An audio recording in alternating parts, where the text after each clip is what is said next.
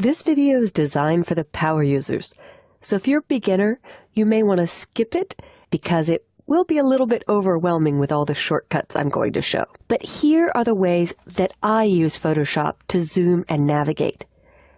I'm on the Move tool, and I hate extra clicks, so I don't want to change tools. Holding down Command and Spacebar together in most all Adobe programs temporarily changes you to the magnifying glass tool. If I want to zoom into his hand here, I'm holding down Command and Spacebar on the Mac or Control and Spacebar on Windows. I click and drag up and it zooms in.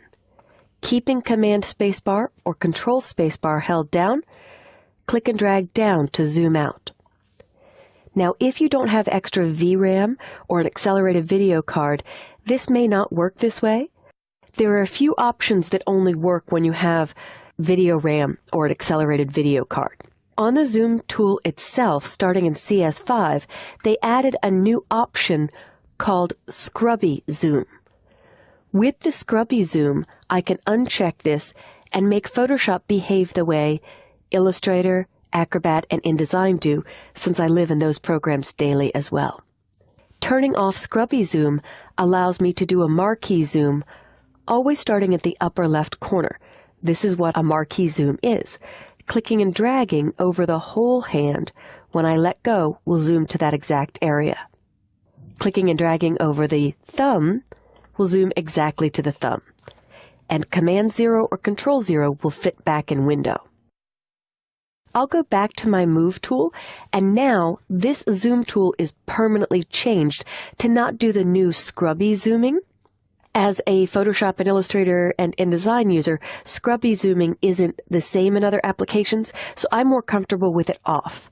But if you're a Lightroom user or you just live in Photoshop, it is more helpful and more efficient having it on because it does zoom to the exact spot as you click and drag up, and it'll do something that the regular zoom tool without the scrubby zoom won't do.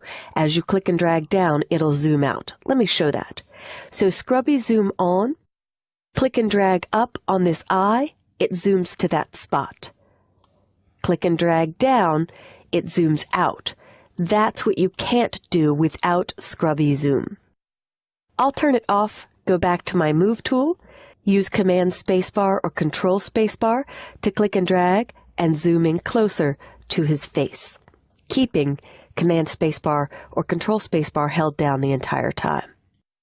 Single clicks also work with Command Spacebar or Control Spacebar held down, and when I let go of Command Spacebar or Control Spacebar, I see my Move tool.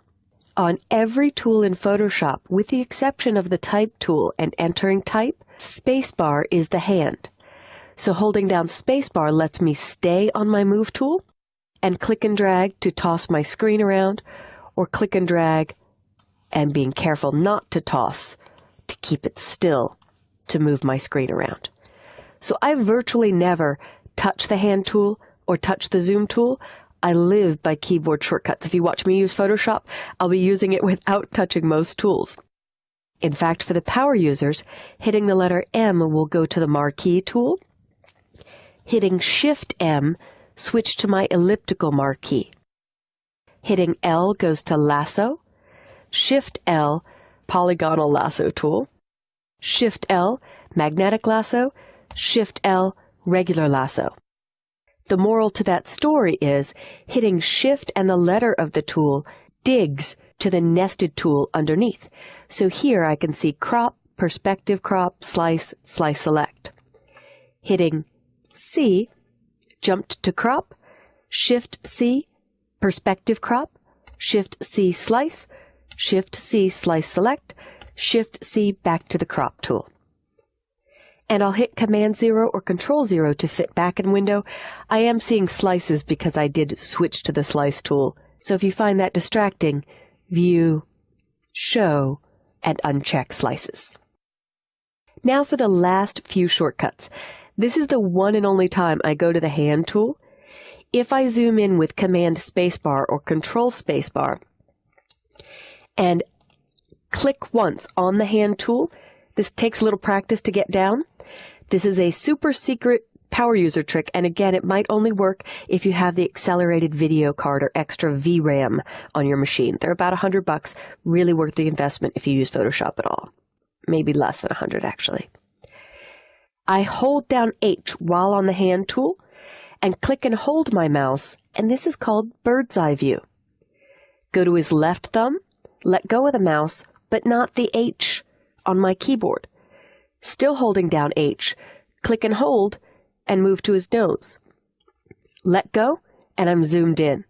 Click and hold, go to his bow tie or scarf, let go, click and hold, I'm back out. So bird's eye view jumps to any given spot based on my zoom level. And the entire time I'm doing this, I'm holding down the H key. I do not let go until I'm ready to hit Command 0 or Control 0 to fit back in window. Now the last thing. If I wanted to create type running along the left side, it can be painful to rotate your head to the left to see the type running up this side of the image. So if I grab the type tool and I type Chef Tony,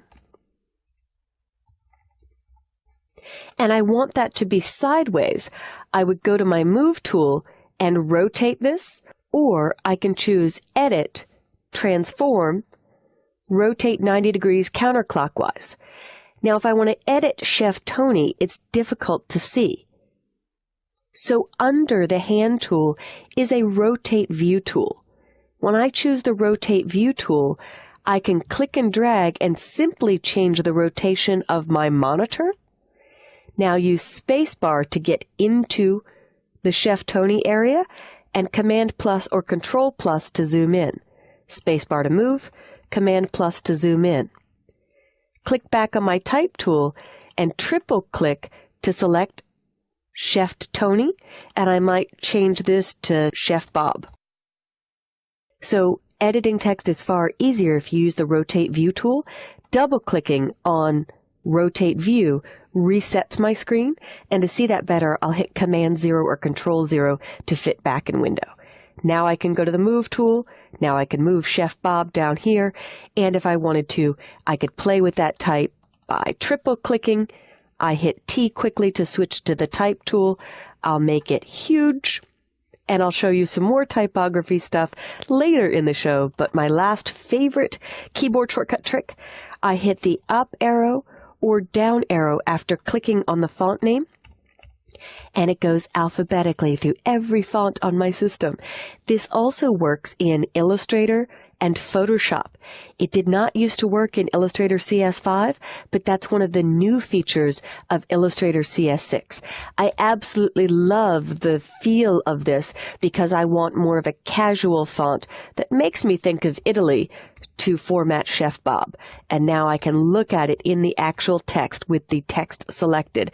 I don't have a great selection here, and I try to avoid brush script, so we'll just go for a fancy one possibly, or maybe a casual one. When I'm finished, I'll click the Move tool, and I can move that around. So this has been your tour of Kelly's favorite keyboard shortcuts for zooming and navigating, and a couple super secret tricks, including the Rotate View tool nested under the Hand tool.